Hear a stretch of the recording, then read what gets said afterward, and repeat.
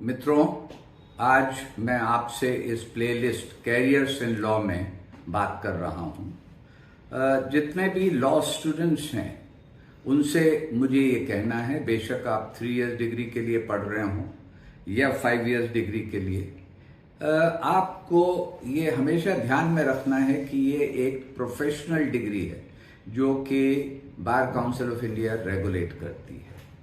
Professional degree ये उस प्रकार की है जैसे कि इंजीनियरिंग में बीई या बीटेक की डिग्री होती है, मेडिसिन में एमबीबीएस या आयुर्वेद होम्योपैथिक की डिग्री होती है, आर्किटेक्चर की डिग्री होती है, मैनेजमेंट का डिग्री है या नर्सिंग की डिग्री है या कंप्यूटर एप्लीकेशन की डिग्री है। ये सब प्रोफेशनल क्वालिफिकेशंस हैं और उसी प्रकार आप भी एक पेशे के लिए, व्यवसाय के लिए शिक्षा हासिल कर रहे हैं।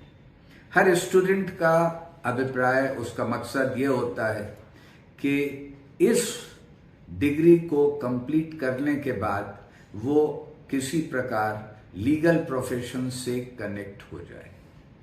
लीगल प्रोफेशन में कनेक्ट करने के लिए आप ये समझेंगे, स्वीकार करेंगे कि जो कोई भी जॉब प्रोवाइडर हो सकता है कि गवर्नमेंट हो। उदाहरण के लिए आप जुडिशरी में या पब्लिक प्रोसिक्यूटर बनना चाहते हैं या आप मिलिट्री लॉयर बनना चाहते हैं, वो गवर्नमेंट के नीचे है। आप बैंक में जाना चाहते हैं, एलआईसी में जाना चाहते हैं, किसी कॉरपोरेट लॉ में जाना चाहते हैं, तो उन सब में जो जॉब प्रोवाइडर होगा, जो एचआर का मैनेजर आपको भर्ती करेगा, वो ये देखेगा कि आपको प्रोफेशन के बारे में कितना ज्ञान है।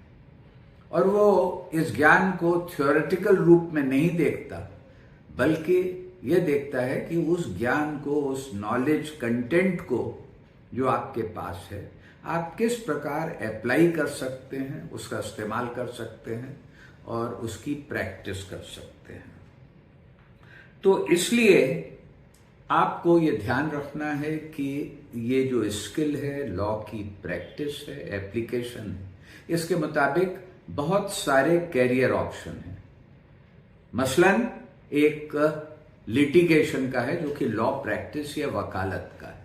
तो वकालत आप जिले स्तर पर कर सकते हैं, जिले के ऊपर, डिस्ट्रिक्ट के ऊपर आप स्टेट लेवल पर कर सकते हैं, आप केंद्र में, यूनियन ऑफ इंडिया में सुप्रीम कोर्ट है, वहां पर कर सकते हैं। ये कोर्ट्स के सामने कर सकते हैं, नॉर्मल कोर्ट है, और उसके अतिरिक्त स्पेशल कोर्ट है जैसे कि फैमिली कोर्ट है या मनी लॉन्ड्रिंग एक्ट है, सीबीआई का एक्ट है, या बच्चों के ऑफेंसेस से संबंधित कोर्ट है, या रेलवे के ऑफेंसेस से संबंधित कोर्ट है। तो इस प्रकार से नॉर्मल कोर्ट हैं और ट्राइब्यूनल्स भी हैं, उनमें आप प्रैक्टिस कर सकते हैं। वो सब वकालत के अंतर्गत आता है, चाहे आप कोर्ट में जा रहे हैं या ट्राइब्यूनल में जा रहे हैं या किसी अथॉरिटी में जा रहे हैं। उदाहरण के लिए दिल्ली डेवलपमेंट अथॉरिटी या जयपुर डेवलपमेंट अथॉरिटी, इस प्रकार से। दूसरा जो एवेन्यू है वो विधा है जिसमें आप फिक्स्ड सैलरी पर किसी भी लॉ ऑफिस, चैम्बर, ऑर्गेनाइजेशन या कंपनी के लिए काम करते हैं। मैं इसके उदाहरण देता हूं। जैसे मैंने कहा, लॉ ऑफिस आपने नाम सुना होगा, AZBN partners, Luthra and Luthra, Jyoti Sagar या अमरचंद मंगलदास, ये सब लॉ फर्म्स हैं। इनके अतिरिक्त कंपनीज हैं, जैसे कि आपने रिलायंस का नाम सुना है, गोदरेज का नाम सुना है, ग्लेक्सो का नाम सुना है, या MRF टायर्स है। इस प्रकार बहुत सारी कंपनीज हैं। तीसरा इसमें आ जाता है जो कि पब्लिक सेक्टर अंडरटेकिंग्स हैं, जैसे कि आपने NTPC का, लाइफ इंश्योरेंस कॉर्पोरेशन का नाम सुना है, ONGC का नाम सुना है, या बैंक्स हो सकते हैं, reserve bank, state bank of India, HDFC bank, ICICI bank, Allahabad bank, और इस प्रकार बहुत सारे बैंक्स हैं, प्राइवेट सेक्टर में, पब्लिक सेक्टर में, शेड्यूल्ड बैंक। इसी में आप प्रैक्टिस कर सकते हैं। जैसा कि मैंने बताया कि ये ऑर्गेनाइजेशंस हैं, ऑफिसेज हैं और बैंक्स और इंश्योरेंस एटसेट्रा, इनमें आप प्रैक्टिस कर सकते हैं। तीसरा एवेन्यू होता है जुडिशरी का, अर्थात जज, न्यायपालिका। उसमें आप जज, हर स्टेट के जजेस होते हैं, उनकी अपनी जुडिशरी है जिसमें जज भी होते हैं और कोर्ट का सपोर्ट स्टाफ भी होता है, जैसे कि रजिस्ट्रार आपने सुना होगा, रजिस्ट्रार जनरल वगैरह। तो उन सब के लिए परीक्षा होती है और वो कोर्ट में फिक्स सैलरी, उनको वेतन मिलता है, वो काम करते हैं। एक अन्य विधा है बहुत इंपॉर्टेंट, जो कि अध्यापन या टीचिंग से ताल्लुक रखती है। देश में 1500 से अधिक लॉ कॉलेजेस हैं और उनमें फुल टाइम फैकल्टी होती है, जिसमें कि चयन होता है और ये लॉ टीचिंग का प्रोफेशन आगे तक हमेशा चलता रहता है, एज असिस्टेंट प्रोफेसर भर्ती हो करके, और बाद में आप head of the department, dean, vice chancellor, इस प्रकार ऊपर जा सकते हैं, जो कि टीचिंग की लाइन है। इसके अतिरिक्त एक अन्य आखिर में जो मैंने विधा आपको बताना चाहूंगा मैं, वो मिसलेनियस है या विविध।